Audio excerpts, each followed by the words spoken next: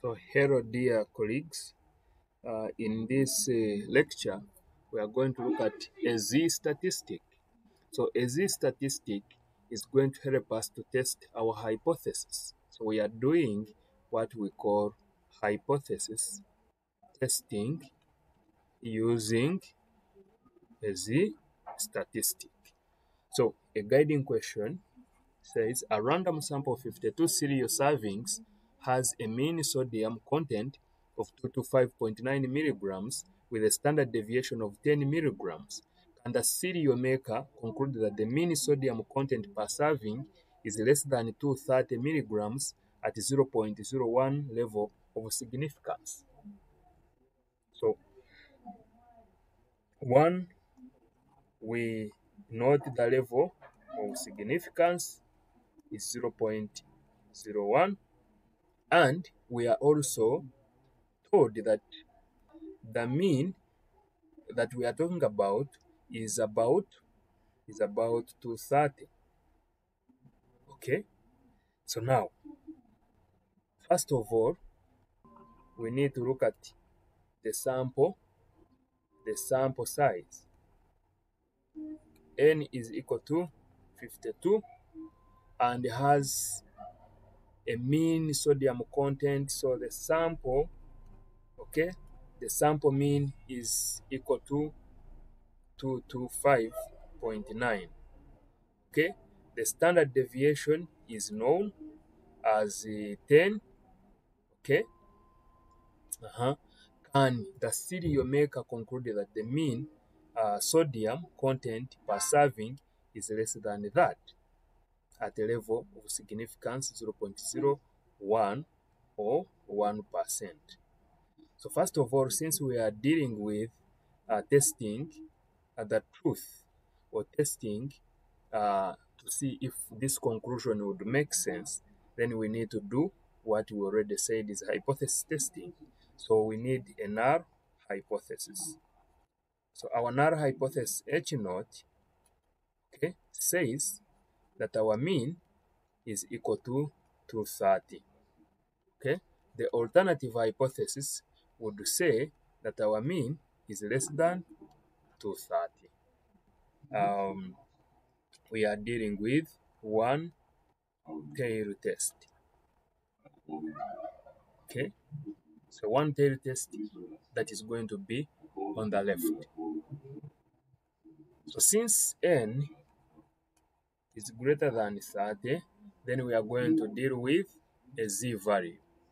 So our z statistic would be calculated from x bar minus nu divided by the standard deviation of the population or the sample divided by the square root of n. So this is going to be, we already know the sample mean, which is 225.9 minus the 230. We divide it by the standard deviation, which is 10, divided by the square root of 52. So this is 225.9 minus 230. We multiply by square root of 52. We divide it by 10. So the value here, the value that I get is 0.0569, but which is negative. Okay, so here we have gotten the Z statistic. Okay, and we obviously need to look for the Z critical. So our Z statistic here calculated is negative 0.0569. Sorry, so this value is not this. Okay, it is instead negative 2.95 2.957. So this is equal to negative 2.957. So we need to look for Z critical. So let's make this approximate to negative 2.96. So when we make it negative 2.96, we are going to look for the critical value. And the critical value should be at 0.01 level of significance. So we are going to look for a Z value that corresponds to a probability of 0.01. Let's visit our tables. So when we check in our tables, we are going to look for a value. So let's look for a value, and we can see that the value close to 0.01, okay, is approximately 0.0099, and 0.0099 corresponds to a Z value of negative 2.33.